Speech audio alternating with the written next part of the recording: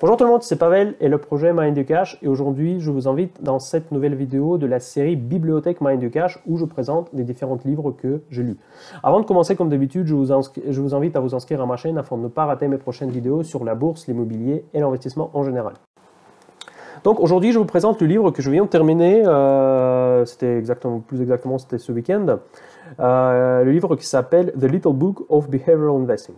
Comme vous voyez sur la couverture, je l'ai lu en anglais, et donc du coup je vais faire une petite traduction des différentes idées, des articles, des chapitres de ce livre.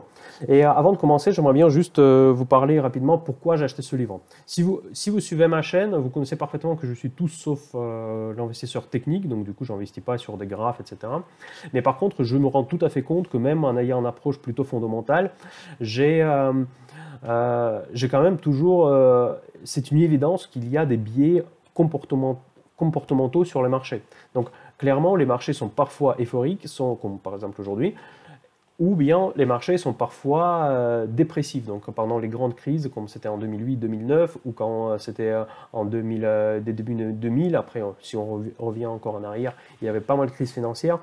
On voit que tout est mauvais, en fait tout est vendu, n'importe quel actif est vendu, et l'inverse, quand il y a des euphories comme aujourd'hui, c'est que tout s'achète, quels que soient grosso modo les résultats, quelles que soient les statistiques macroéconomiques, tout le monde achète tout.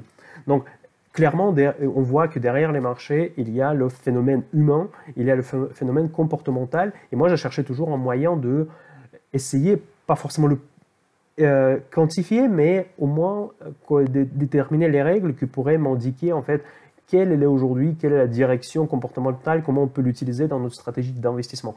Donc, et ça, c'était mon but quand j'ai acheté ce livre, d'apprendre quelque chose là-dessus, parce que j'ai déjà commencé à lire plusieurs livres sur ce sujet, mais typiquement, c'était en général ces livres d'investissement technique que je n'ai pas terminé, parce que j'ai du mal à me convaincre par rapport à ces stratégies.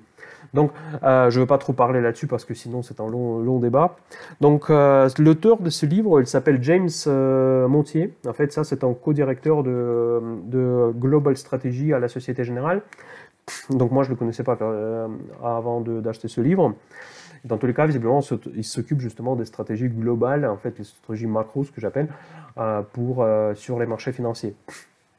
Donc effectivement, je vais faire juste en vite fait le tour, je ne vais pas m'arrêter trop en détail parce que ce n'est pas le but de ces vidéos, sur les idées principales de ce livre en fait. Mais par contre, avant de commencer, l'idée globale du bouquin, en fait, elle est très bien résumée par ces petites lettres que vous ne voyez pas ici, How not to be your own worst enemy. Okay? Donc, ça veut dire, si vous parlez pas anglais, ça veut dire que comment ne pas être son pire ennemi. Donc, voilà. Donc, ça, c'est grosso modo, et le livre est consacré à différents biais, aux différents problèmes que les investisseurs rencontrent, typiquement parce que c'est des humains et les erreurs qu'ils font régulièrement, qui sont typiques pour des investisseurs. Donc, voilà. Donc, la première chose, en fait, la première idée dans une des chapitres, donc je ne vais pas trop m'arrêter encore une fois sur le détail, c'est qu'il ne faut pas jamais essayer d'anticiper trop le futur.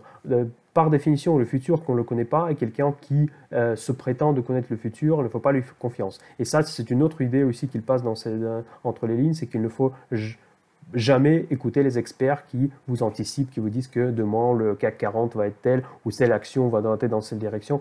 Il n'en sait rien.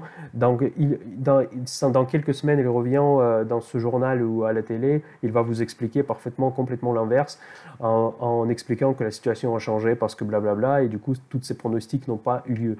Donc ça c'est des idées principales au début de ce livre qu'il ne faut pas écouter ces experts, il faut ne pas essayer de forecaster le futur, il faut analyser les données que vous avez en disposition actuellement et il ne faut pas suivre l'autorité parce que c'est souvent des personnes que vous écoutez à la radio, c'est des grands gérants, des gros fonds et du coup par définition on a tendance de leur faire confiance juste parce que leur position elle était très élevée, donc ils ont souvent un look très convaincant on va dire.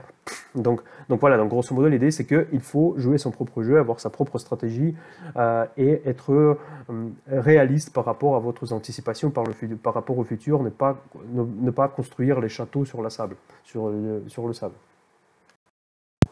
Après, une autre idée, en fait, c'est dont l'auteur parle dans ce livre, c'est qu'il ne faut pas être trop optimiste. Donc là, bon, c'est beau de le dire, mais par contre, comment ne pas être trop optimiste? Qu'est-ce qu'on considère comme trop ou pas? Mais ce que j'aimais bien, c'est que pour adresser, on va dire, ce problème, on va le dire, on va l'appeler comme ça, il faut poser pas la question, il faut poser la question quand vous achetez une action en bourse ou quand vous achetez un indice, il faut se poser une question, ne pas pourquoi pas acheter cette action, pourquoi je dois acheter cette action. Donc parce que ça vous mène vers une réflexion plus cohérente par rapport à l'actif que vous allez acheter. Ensuite, l'auteur propose de essayer de se concentrer sur l'essentiel de l'information. Par exemple, si vous êtes un investisseur value, en fait, donc ça veut dire que vous analysez les fondamentaux des entreprises, il faut se concentrer sur les fondamentaux de cette entreprise, de ce secteur, et pas écouter les différents médias qui vous racontent les différents taux d'intérêt, que les différentes négociations entre Donald Trump, la Chine, etc. Vous concentrez sur ce que concerne votre investissement concret. Et ce qu'il propose clairement dans son livre, c'est d'éteindre la télé. Donc ne pas écouter vraiment les médias financiers.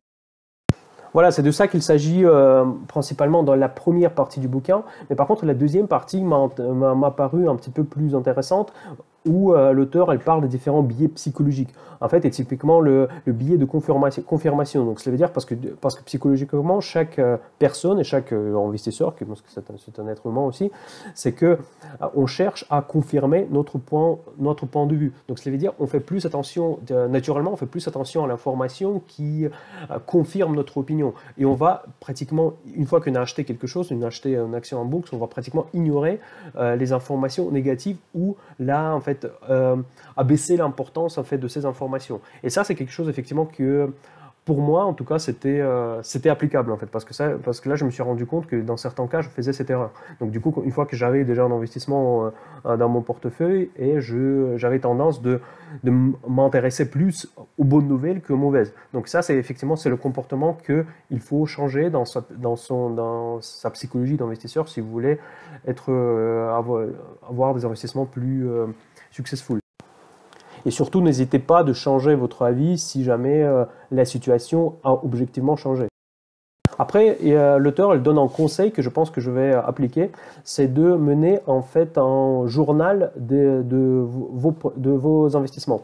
Déjà, par exemple, cette chaîne Mind You Cash que m'aide déjà en partie dans cette démarche. Donc, ça veut dire l'idée, c'est de noter en fait les décisions que vous avez prises dans le passé et pourquoi. Donc, et ça, c'est très intéressant a posteriori de revenir en fait pour comprendre pourquoi vous avez fait telle ou telle acquisition. Est-ce que c'était un succès ou c'était une défaite, donc, et comprendre pourquoi ça a eu lieu, pourquoi c'était le raisonnement à l'époque que vous raisonnez comme ça, et finalement, quand vous savez déjà ce qui s'est passé, ça permet de faire une analyse rétrospective sur votre parcours d'investisseur. Et ça, effectivement, je trouve que c'est très intéressant de mener le journal structuré de vos différentes opérations, vos différentes décisions que vous avez prises lors de vos investissements. Après, il parle d'un défaut qui est très répandu parmi les investisseurs, et pour moi, ça s'applique parfaitement, c'est il ne faut jamais sous-estimer la valeur de rien faire. Donc ça paraît anecdotique quand on dit comme ça, mais c'est vrai que parfois, il y a des moments quand il vaut mieux de rien faire que faire quelque chose. Typiquement, je pense que c'est un moment, en ce moment, c'est exactement ce moment.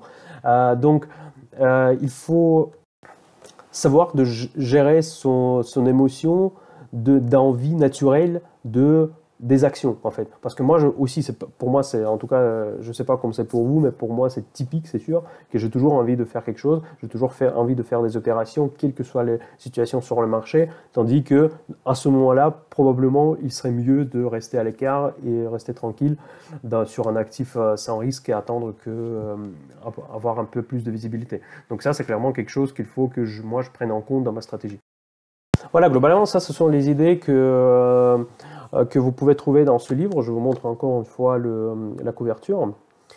En fait, la plus grande critique en fait, que j'ai envers ce livre, parce que moi je lui donnais seulement 2 étoiles, c'est que effectivement, elle parle des choses qui sont très intéressantes. C'est plus un livre sur la psychologie, mais il donne très peu de solutions. En fait, à part ce journal d'investissement et en plus et un conseil qui nous donne tout à la fin du livre qu'il faut se concentrer plus sur le processus d'investissement pour éviter ce genre d'erreurs. Mais pour moi, il y a très peu de conseils pratiques que je pourrais appliquer dans ce livre. Parce qu'effectivement, on parle, oui, voilà, ça c'est des erreurs humaines, naturellement. Mais comment, même si on le sait, par exemple, je sais que par exemple certaines erreurs sont typiques pour moi, comment je fais pour me corriger? Ça, c'est pas toujours des réponses que j'ai pas toujours trouvé des réponses dans ce livre. Et en plus, il y a un autre critique que je pourrais donner à ce livre, que malgré que j'adore dans cette série, encore une fois, des livres que toute l'information est très synthétique, ici je trouve qu'il y en a un peu trop de différentes statistiques, des différentes analyses des sondages, etc. Machin, déjà en fait, vous voyez, par exemple, quand je lis un chapitre, l'idée de base, elle est déjà donnée dès le début, et après, l'auteur, elle essaie de se justifier en proposant plein de chiffres des différents jeux, machins, qui ont été organisés entre différentes personnes. Moi, quand je suis déjà convaincu, ça ne m'intéresse pas tellement de le lire plus loin. Et j'avoue qu'il y a certaines pages que j'ai lues un petit peu à travers, mais parce que j'ai déjà été convaincu, j'ai compris ce qu'il veut dire, mais j'avais pas plus besoin de preuves quelconques.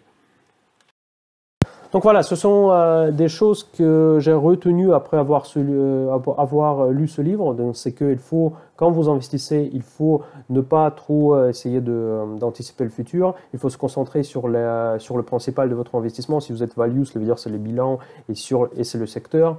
Après, il ne faut pas se laisser influencer par les médias, donc par les différents analystes qui viennent en beau cravate, costard et tout ça. Il faut jouer son propre jeu, suivre sa stratégie pour ne pas tomber dans les pièges des biais mentaux des personnes. Il faut surtout mettre en place un processus clair et le suivre surtout. Ensuite, donc du coup, il faut se poser des bonnes questions. Pourquoi je ne dois pas, je dois acheter cet investissement et pourquoi pas acheter ça. Après, il faut vraiment être réceptif aux mauvaises nouvelles quand vous possédez déjà quelque chose. Il faut être critique envers votre portefeuille. Genre, est-ce que j'ai fait vraiment un bon choix? Est-ce que la situation n'a pas changé? Et si la situation a changé, il ne faut pas hésiter de prendre les actions pour corriger vos erreurs, même s'il faut parfois fixer les pertes. Et mener le journal des investissements pour noter toutes les décisions que vous avez prises dans le passé et régulièrement revenir pour les analyser. Voilà, donc là, c'est tout ce que je voulais vous dire par rapport à ce livre, The Little Book of Behavioral Investing. Donc, que je conseille à lire. Donc, c'est pas le livre qui change la stratégie, qui change votre vision, probablement. En tout cas, pour moi, ça n'a pas changé. Mais dans tous les cas, c'est très intéressant. Ça permet de se corriger, de prendre en compte certaines choses et voilà. Donc, et améliorer vos rendements. Voilà. Donc, je vous souhaite tout le meilleur et à très bientôt. Et main du cash. Salut!